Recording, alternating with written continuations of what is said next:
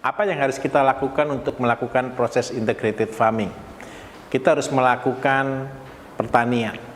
Pertanian adalah dasar utama sebenarnya yang kita lakukan untuk melakukan proyek integrated farming.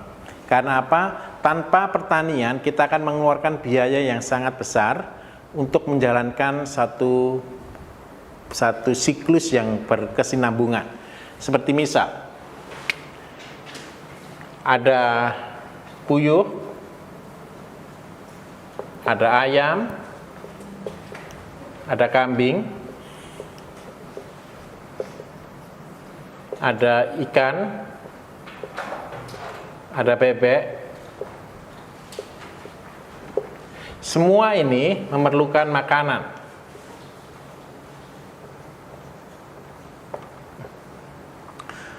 Makanan yang bisa kita sediakan, kita bisa dengan lingkungan yang ada, di dalam satu areal yang ada, dan kita bisa menyediakan dalam bentuk yang silih berganti.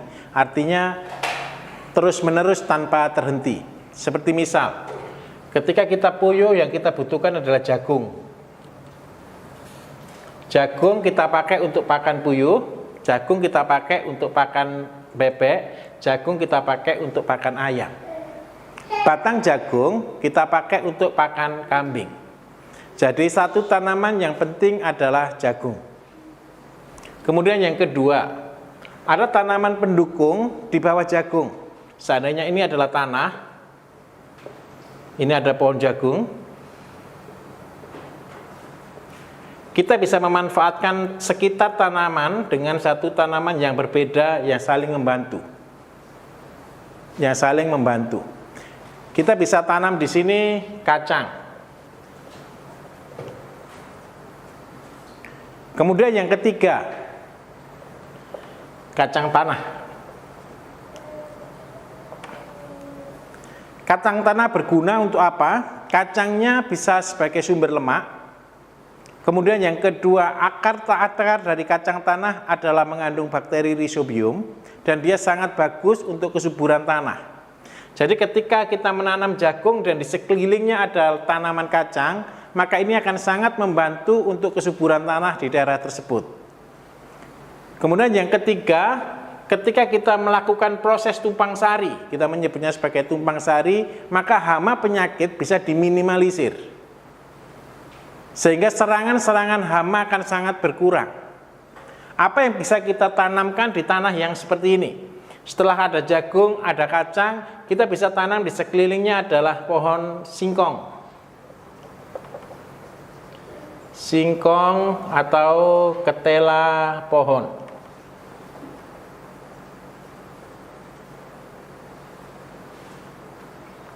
Di sekitar sini adalah singkong. Singkong ini tujuannya untuk apa? Singkong menghasilkan 3 hal. Yang pertama, dia menghasilkan karbohidrat. Karbohidrat ini bisa untuk pakan ayam, bisa untuk pakan ikan, bisa untuk pakan bebek, bisa untuk pakan kambing. Daun daripada singkong itu bisa kita pakai untuk pakan ikan dan pakan kambing. Jikalau kita sampai kepada industri kreatif, kita bisa membuat makanan olahan dari singkong. Kita bisa membuat keripik, kita bisa membuat macam-macam. Kulitnya baru kita pakai untuk pakan kambing. Ini adalah tumpang sari yang baik. Ketika ada tanaman singkong di sekeliling jagung dan kacang, ketika ada hama tikus, yang diserang pertama kali bukan kacang, tetapi singkong. Tetapi harga singkong jauh lebih murah dibanding dengan kacang dan jagung. Ini tanaman yang ketiga. Tanaman yang keempat yang wajib kita usahakan sebagai sumber penghasilan.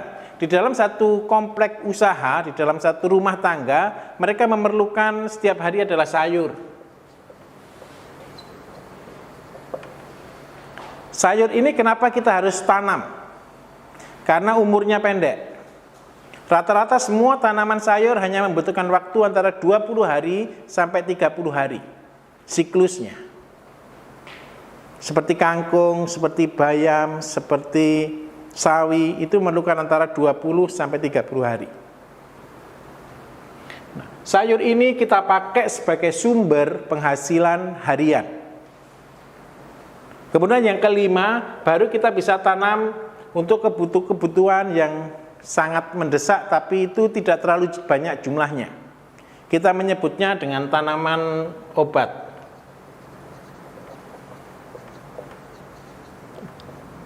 Tanaman obat ini kita pakai tidak dalam jumlah yang besar, tapi ada. Ketika kita menggunakan konsep integrated farm dengan visi sehat, mandiri, dan sukses, maka di sekeliling kita mempunyai juga di situ sebagai gudang obat, apotek hidup, kita menyebutnya seperti itu.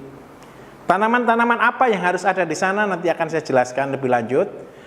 Tapi tanaman inti yang berikutnya adalah yang keenam adalah untuk tanaman bumbu,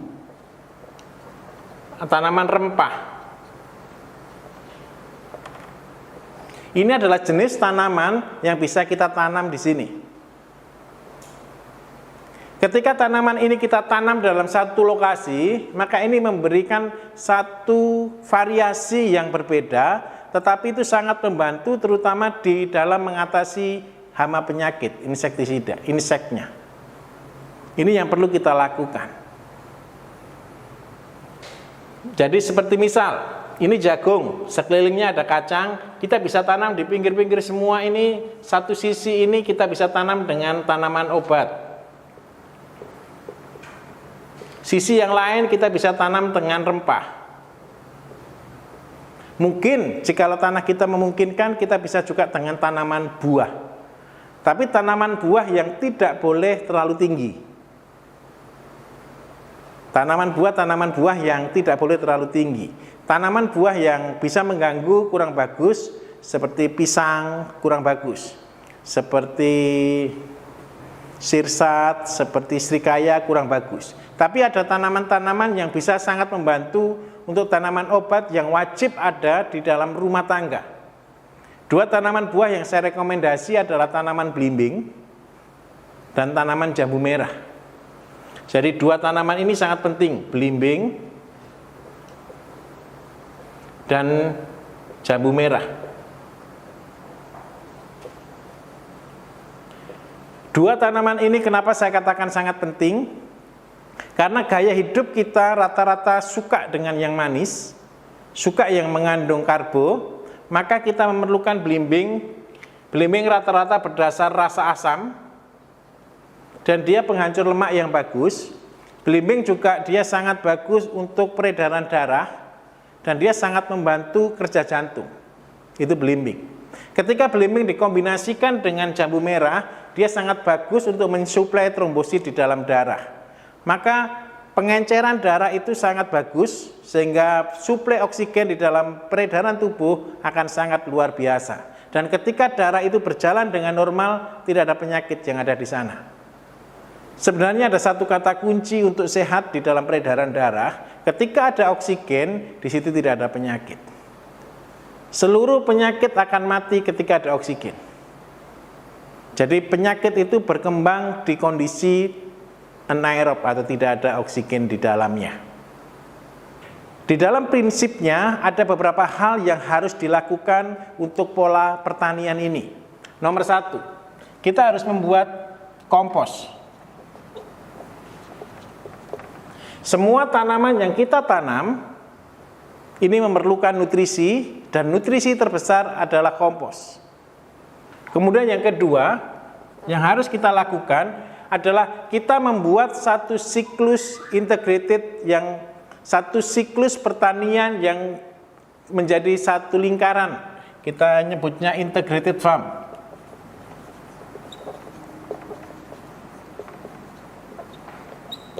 Close. Semua konsep ini kita akan menerapkannya, tidak ada yang dari luar. Semua harus dari dalam, termasuk benih, termasuk pupuk, termasuk semuanya. Itu harus dimulai dari dalam. Kenapa selalu saya katakan ketika kita memulai usaha harus dimulai dari yang kecil? Karena apa? Karena kita akan terikat kepada integrated ini. Ketika kita terputus, maka kita akan menjadi sangat berat di sana. Kita akan mengeluarkan biaya lebih untuk kita melakukan kegiatan ini. Ini yang tidak boleh hukumnya. Kemudian yang ketiga, setelah ada kompos, ada integrated farm, yang kita perlukan lagi adalah benih komposit. Benih komposit artinya seperti ini. Tanaman yang ada di sini adalah tanaman-tanaman yang kita bisa tanam terus-menerus tanpa beli benih. Seperti misal jagung. Ada jagung hibrida, ada jagung komposit. Kita bisa memilih jagung komposit. Jagung komposit adalah jagung lokal yang kita kembangkan untuk kita bisa memakai untuk benih sendiri di waktu yang berikutnya. Jadi seandainya kita punya tanaman jagung, kita pilih dari jagung yang ada yang terbaik. Dari jagung yang ada yang terbaik kita khususkan untuk benih. Dan ini kita akan tanam terus-menerus. Kemudian dari kacang tanah, kita cari kacang tanah yang terbaik, yang isinya lebih dari 2, atau 3, atau 4, atau 5, kita pilih yang terbaik, kita khususkan untuk benih. Kemudian singkong, sama seperti itu, ketika kita tanam singkong, jangan pernah membuang batangnya. Kita tancapkan lagi, terus-menerus, sehingga tidak akan pernah terputus. Tanaman ini akan selalu ada. Dan semua akan menjadi lebih banyak. Ini konsepnya. Kemudian yang keempat, setelah ada kompos, ada integrated farm yang close, kita ada pada benih yang komposit, yang harus kita lakukan adalah terpadu. Terpadu atau tumpang sari.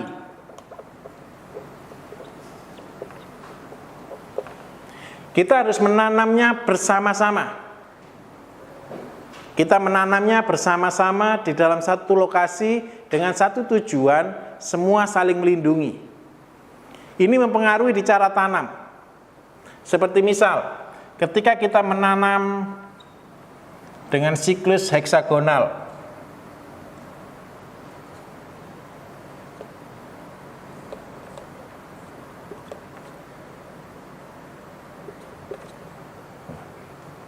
ketika siklus heksagonal ini terjadi,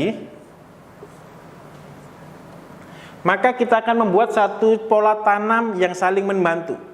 Ada tanaman-tanaman tertentu yang dia tidak memerlukan panas matahari. Tetapi ada tanaman-tanaman tertentu yang dia butuh panas matahari. Ada tanaman-tanaman tertentu yang akarnya tidak sampai 30 cm. Tapi ada tanaman tertentu akarnya yang 50 cm. Bahkan ada tanaman tertentu yang akarnya bisa sampai 100 cm. Apa yang harus kita lakukan dengan ini? Kita harus mengetahui per detail pertanaman. Bagaimana kita melakukannya? Seperti misal, ini kita tanam jagung di sini. Kemudian kita bisa tanam cabai di sini. Kemudian kita bisa tanam kacang tanah di sekelilingnya. Tujuan utamanya adalah ketika hama penyakit menyerang, tidak ada satupun yang dirugikan. Kemudian yang berikutnya, seandainya ada tanaman cabai di sini, berarti kita perlu antivirus untuk supaya cabai kita tidak terserang jamur, tidak terserang penyakit. Apa yang kita bisa tanam di sekelilingnya? Kita bisa tanam kunyit di sini. Kunyit. Seperti itu. Maka semuanya akan membentuk satu kesatuan dan itu membuat semuanya saling melindungi. Ini tujuannya. Kenapa Tuhan menciptakan di hutan belantara itu bermacam-macam tanaman? Karena mereka punya satu konsep bahwa mereka itu hidup saling melindungi. Ada yang besar, ada yang kecil, ada yang medium, dan semuanya punya konsep. Bahkan ada tanaman-tanaman benalu yang dia nempel di pohon dan dia menjadi hidup di sana. Semua saling melindungi. Mereka menciptakan satu lingkungan yang baik untuk mereka. Dan inilah hebatnya alam. Ini hebatnya tanaman. Ketika tanaman terbentuk konsep seperti ini, maka yang terjadi tanah akan semakin hari semakin subur. Bukan tanah yang bersih itu yang baik, bukan yang tanpa rumput itu yang baik, tapi tanaman itu akan ditumbuhi sesuatu. Kembali ke konsep dasar, saya katakan, Tuhan yang memiliki bumi. Ketika kita tidak mengelola bumi, Saya ulangi, ketika tidak mengelola bumi, maka Tuhan akan menumbuhkan rumput di sana. Saudara lihat, tanah yang kosong di situ pasti tumbuh rumput. Kenapa kok bisa tumbuh rumput? Bahkan kalau saudara mau betul-betul teliti, gunung kapur sekalipun akan tumbuh rumput di sana. Di mana benih bisa tumbuh, dia akan tumbuh di sana. Kenapa hal itu akan terjadi? Ketika tanah itu terbuka, tanah itu akan rusak. Kena air hujan, kena matahari. Air hujan ini menyebabkan erosi, kena matahari menyebabkan mikroorganisme menjadi mati. Karena itu Tuhan menutupinya dengan rumput. Jadi jangan pernah salah berpikir rumput itu hama, bukan. Seandainya tidak ada rumput, maka tanah kita akan tandus. Saudara bisa membuktikannya ketika saudara pergi ke tanah lapang, saudara cari tanah yang ada rumputnya, ketika saudara ambil di bawahnya rumput, tanahnya pasti lebih bagus daripada tanah yang terkena sinar matahari. Dan yang heran lagi satu dari alam ini, Tuhan selalu menumbuhkan sesuatu yang paling tepat ada di sana. Sampai kadang-kadang saya pernah berpikir, ketika kita sengaja menanam rumput, itu malah tidak bagus. Tanam rumput tidak bagus. Tetapi ketika kita tanpa tanam apa-apa, justru rumput sangat banyak sekali. Karena apa? Dia tahu yang terbaik. Nah, tugas kita adalah belajar untuk mengetahui sifat-sifat yang ada. Ini yang perlu kita lakukan. Ini yang harus kita kerjakan di sini. Nah, dari 1, 2, 3, dan 4, ada lagi yang paling penting yang harus kita lakukan. Kita butuh untuk yang kelima ini, kita butuh keseimbangan, namanya ekosistem. Ekosistem di sini ada belalang, ada kumbang, ada kupu-kupu, ada ulat juga di sana. Dan itu bukan sesuatu yang menakutkan. Kalau saudara betul-betul melihat dengan detail, semuanya itu ciptaan Tuhan. Dan semuanya punya rencana. Banyak orang berpikir ketika satu areal itu betul-betul bersih, semuanya itu hebat, luar biasa, tidak. Tapi ketika ada variasi-variasi di sana, itulah yang benar. Kenapa saya katakan itu yang benar? Seperti ada kumbang. Di manakah kumbang itu berkembang? Dia akan berkembang, dia akan bertelur di dalam tanah, dan dia akan hidup di sana. Dia membantu kesuburan tanah. Kotoran kumbang adalah pupuk terbaik saat ini. Yang menjadi masalah bagaimana kita budidaya kumbang. Ini yang sangat sulit sekali. Nah, ini yang harus kita kerjakan, ekosistem. Ketika kita melakukan pola pertanian organik, maka pasti akan terjadi ekosistem yang sehat di sana. Ada cacing, ada kumbang, ada ulat, bahkan ada sesuatu yang merugikan. Tetapi semuanya itu akan saling membantu. Semuanya itu akan saling mendukung untuk mencapai sesuatu yang lebih baik. Dan inilah keseimbangan alam dari Tuhan di dalam pertanian. Bagaimana model penanaman yang terbaik yang bisa membuat ini menjadi indah? Seandainya satu rumah tangga supaya tanaman ini bisa dilaksanakan dengan baik, kita ada satu konsep yang baik dan itu sangat luar biasa bagi kami melihatnya seperti itu karena sangat efektif di dalam pelaksanaannya. Kita menyebutnya Key Garden. Modelnya seperti ini.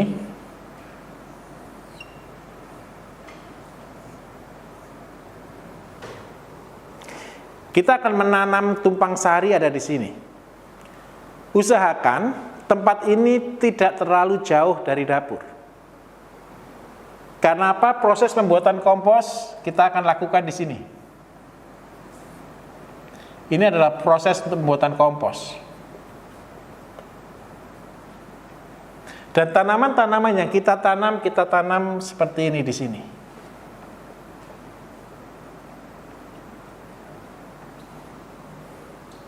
Ini khusus untuk tanaman-tanaman obat bisa, tanaman rempah bisa, kacang tanah bisa, tidak untuk jagung, tidak untuk singkong.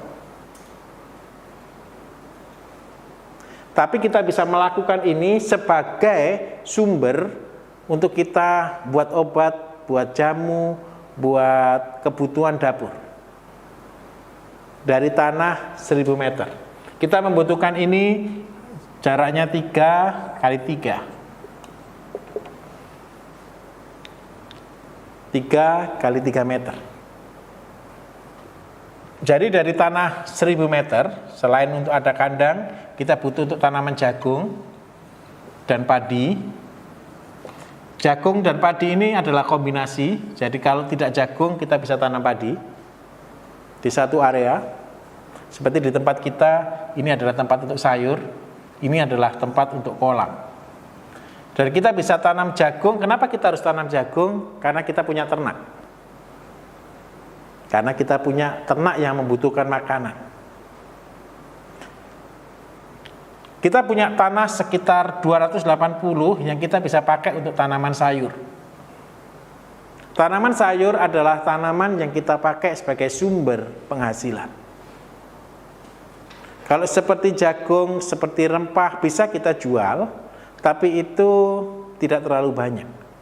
Karena apa? Investasi kita di dalam ternak sangat membutuhkan pakan yang banyak. Jadi tanaman itu untuk kasih makan ke ternak. Sedangkan tanaman sayur ada sekitar 280 meter, ini yang akan kita pakai untuk kebutuhan harian, selain untuk kebutuhan dapur kita sendiri. Jadi di sini kita buat bedeng. Minimal kita buat sekitar 3 bedeng. Seperti ini.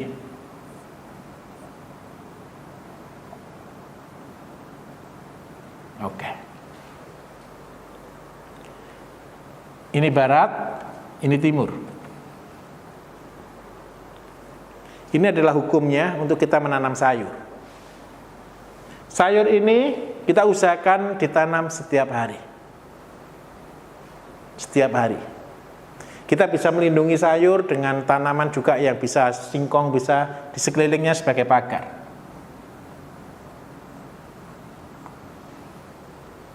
Untuk singkong atau kasava di situ. Apa yang paling bagus untuk sayur yang kita tanam? Adalah yang paling mudah.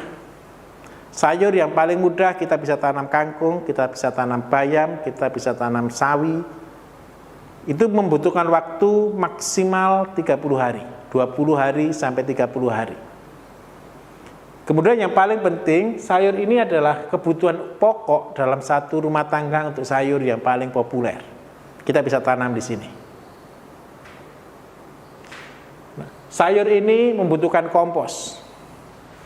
Kompos ini dibutuhkan dari mana? Dari kita membuatnya dari mana? Dari ada kacang tanah, ada jagung. Ini adalah sumber untuk membuat kompos. Daunnya. Daun jagung dan daun kacang tanah, selain dia bisa menjadi pakan ternak, dia adalah mengandung unsur karbon yang paling tinggi. Di dalam kompos yang paling dipentingkan adalah karbon salah satunya. Selain nitrogen dan fosfor, kalium, tapi dia juga membutuhkan karbon yang besar. Karbon itu dibutuhkan untuk tanaman karena apa? Di dalam karbon, tanaman-tanaman karbon itu banyak mengandung nutrisi di sana. Untuk tanaman. Ciri khas satu sayur yang kekurangan karbon, tanaman akan menjadi hijau yang berwarna pucat. Bukan hijau tua, tapi hijau pucat. Itu ciri kekurangan karbon. Kalaupun ada cukup nitrogen, dia akan hijau tapi sangat tipis daunnya. Dan itu kurang bagus. Tanaman sayur ini kita pakai dengan sistem rotasi. Kita bisa tanam setiap hari satu bedeng. Satu bedeng panjang maksimal adalah 6 meter. Panjang bedeng, maksimal. Tapi jika kita buat 3 meter boleh. Jika buat 5 meter boleh. Tapi maksimalnya kita buat 6 meter. Apa yang kita pelajari ketika kita tanam sayur dengan model seperti ini? Kita belajar ketekunan. Setiap hari kita mencangkul 3 meter. Setiap hari 3 meter, 3 meter, 3 meter, 3 meter setiap hari. Maka ketika kita punya tanah sebesar ini, kita menghabiskan waktu sekitar 2 minggu, selesai semua pekerjaan. Dan kita akan kembali lagi terus menerus seperti itu. Tujuan saya adalah ketika kita melakukan setiap hari, kita membuat panen itu setiap hari. Jadi bukan panen sekaligus. Kita punya tanah untuk sayur di sini tidak terlalu luas karena sudah terlalu banyak dipotong. Karena itu kita menyediakan tanah idealnya itu 25 kali 3. Jadi panjang total ini 25 meter kali 3. Ini kita bisa panen setiap hari 3 meter.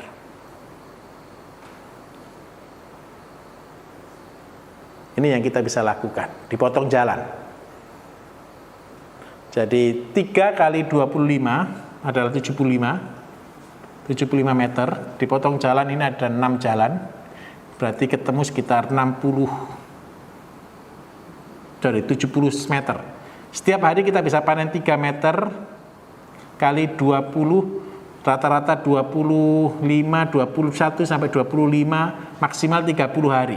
Berarti maksimal kita bisa tanam itu sekitar 63 meter sampai 75 meter maksimal tanah yang kita pakai. Kalau kita setiap hari panen 3 meter. Jadi ketika kita nyangkul terus menerus akan berputar terus menerus dan selesai di sana. Berapa waktu yang kita butuhkan untuk tanam sayur? Maksimal 1 jam. Maksimal 1 jam. Sayur apa yang bisa kita tanam? Bebas, sesuai kebutuhan. Tapi usahakan sayur itu adalah sayur-sayuran yang pasti bisa dijual atau pasti disukai oleh banyak orang dan mudah cara tanamnya.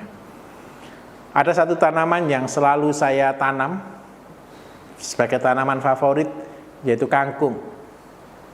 Kenapa kangkung saya tanam? Tidak ada satu penyakit pun yang menyerang tanaman kangkung. Dan tanaman kangkung paling mudah untuk ditanam. Tanaman kangkung sangat multifungsi, kita bisa makan. Kalaupun kita tidak bisa jual, kita bisa kasih ke pakan untuk ternak, untuk ayam bisa, untuk bebek bisa, untuk ikan bisa, untuk kambing bisa. Itu adalah tanaman kangkung. Setelah kita membuat cake garden, setelah kita punya tanaman semuanya, apa yang kita lakukan? Kita harus membuat benih. Bagaimana cara membuat benih tanaman? Ini yang harus kita lakukan. Seperti tadi sudah saya jelaskan, cari yang terbaik dan kita pergunakan untuk benih. Cari tanaman yang terbaik, kita beri tanda, kita pakai tanaman itu untuk benih. Seperti misal jagung, kita akan pilih tanaman yang paling bagus buahnya, yang paling banyak isinya. Kemudian daerah mana yang kita bisa pakai untuk jagung sebagai benih. Seandainya ini adalah tongkol jagung, daerah yang kita bisa pakai untuk benih adalah kita buang 1/3 di atas dan 1/3 di bawah. Jadi kita bisa mempergunakannya tinggal di daerah tengah ini yang kita bisa pakai untuk benih. Sama, kacang panjang. Seperti kacang panjang, kita membuang 1/3 di atas, kita membuang 1/3 di bawah. Ini yang kita lakukan. Jadi dipotong yang 1/3 di atas, 1/3 di bawah, ini kita buang. Semua tanaman sama seperti ini. Konsep pembuatan benih. Seperti bayam. Bayam punya banyak sekali biji. Kita akan buang pucuknya, kita akan buang bawahnya, kita ambil di daerah medium. Yang kita ambil. Bayam. Sama seperti itu. Kenapa kok seperti itu? Ketika benih ini ada di bawah, dia ini terlalu cepat untuk tua waktu itu. Kemudian ketika dia di atas, dia ini pasti benih yang muda. Apa yang terjadi? Ketika kita menanam bayam dari paling atas, paling banyak cepat tumbuh di atas. Tetapi tidak seragam. Tanamannya akan perbedaannya terlalu jauh. Ada yang besar, ada yang kecil. Sama dengan yang di bawah. Yang di bawah ini karena dia usianya tua, ketika ada penyiraman dan lain sebagainya, pertumbuhan benihnya paling jelek di sini. Karena dia sudah umurnya lebih tua. Paling bagus adalah ketika di daerah tengah ini. Ini untuk semua benih. Yang harus kita buat seperti ini. Nah, bagaimana cara penyimpanan benih yang baik? Setelah kita punya benih, kita bisa jemur, kita keringkan, setelah kering kita simpan. Kalau untuk dalam waktu penyimpanan maksimal 6 bulan, kita bisa menyimpan di dalam amplop